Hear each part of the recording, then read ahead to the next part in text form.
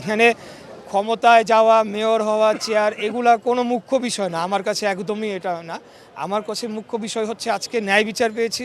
এই এই রায়ের ফলে আগামীতে যাতে কোনো নির্বাচনে কেউ কারচুপি না করে এবং অবৈধভাবে গিয়ে চেয়ার দখল না করে সেই ধারাটি যাতে ভাঙে। আপনারা জানেন যে 2020 সালের 1 ফেব্রুয়ারি ঢাকা দক্ষিণ সিটি কর্পোরেশনে বাংলাদেশ জাতীয়তাবাদী দলের থেকে আমি ধানের শীষ মার্কা নিয়ে মেয়র পদে প্রতিদ্বন্দ্বিতা করেছিলাম।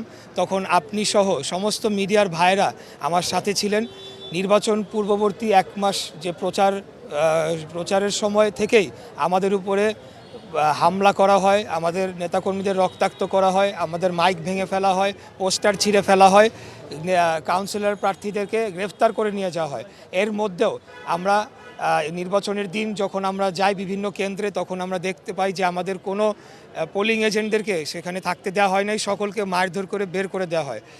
পোলিং ভোট কেন্দ্রগুলো বেশিরভাগই 9:30টার দিকে খোলে এবং 1-1.5 ঘন্টা ভোট গ্রহণের মতো হয়ে পরবর্তীতে সেগুলোকে বন্ধ করে দেওয়া হয়। আমিও বিভিন্ন কেন্দ্রে যেয়ে সেগুলোকে বন্ধ পাই এবং পরবর্তীতে ইভিএমে কারচুপি করে সেগুলো আমার ভোটকে যে 1.5 ঘন্টার মাধ্যমে আমি যে ভোট পেয়েছিলাম 2 লক্ষ সামথিং, সেটিকে ওভারকাম করার জন্য সারা দিনব্যাপী আপনার ইভিএম দিয়ে আপনার কারচুপি করা হয় এবং পরবর্তীতে 6:30টার দিকে ফলাফল ঘোষণার কথা থাকলেও সেটা হঠাৎ করে বন্ধ করে দিয়ে রাত 1:30টার সময় ফলাফল একতরফাভাবে ঘোষণা করা হয়। এরপরে নিয়ম অনুযায়ী, আইন অনুযায়ী আমরা নির্বাচনী ট্রাইব্যুনালে মামলা করেছি। পরবর্তীতে সেই মামলাটি মেয়র তাপস, খুনি মেয়র হাসিনার যে আত্মীয় তাপস, সেই মামলাটিকে বাধাগ্রস্ত করার জন্য বিভিন্নভাবে আদালতকে চাপ প্রয়োগ করে এবং বিভিন্নভাবে সে বাধাগ্রস্ত করে। পরবর্তীতে 5 তারিখের পরে আমাদের সেই মামলাটি আবার পুনরুজ্জীবিত করা হয় এবং সকল সাক্ষী শুনানির শেষে আমরা আদালতের রায় আজকে পাই।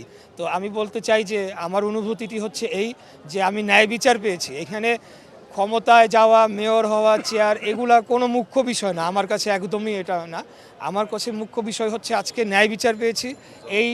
এই রায়ের ফলে আগামীতে যাতে কোনো নির্বাচনে কেউ কারচুপি না করে এবং অবৈধভাবে গিয়ে চেয়ার দখল না করে সেই ধারাটি যাতে ভাঙে এবং আমরা আগামী দিনে সম্পূর্ণ একটি গণতান্ত্রিক এবং সুনির্বাচনের মাধ্যমে একটি জনগণের সরকার প্রতিষ্ঠা করতে পারি, সেটি ধারাটা অব্যাহত থাকুক, সেটি আমি কামনা করছি। আমি তো মেয়র নির্বাচন করেছি মানুষের জন্য কাজ করার জন্য এবং আমার অনেকগুলো পরিকল্পনা রয়েছে। ঢাকা শহরের যে সমস্যাগুলো রয়েছে, ঢাকা শহর আজকে পৃথিবীর মধ্যে বসবাসযোগ্য নগরীর তালিকায় 1 থেকে 5-এর মধ্যে রয়েছে। আমাদের এখানে যানজট, আপনার air pollution, noise pollution, waste management সহ এবং অতি বসতিপূর্ণ হওয়ার ফলে এবং অপরিকল্পিত নগরায়নের ফলে যে সকল সমস্যা রয়েছে সেগুলোকে সমাধান করার জন্যই তো আমি মেয়র নির্বাচন করেছি।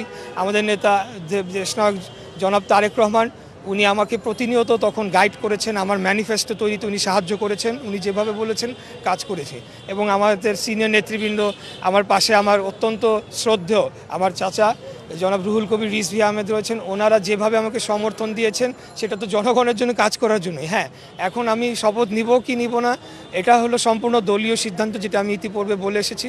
আমি দলের প্রার্থী ছিলাম, দল যেভাবে আমাকে নির্দেশনা দিবে আমি সেই অনুরূপে কাজ করে যাব।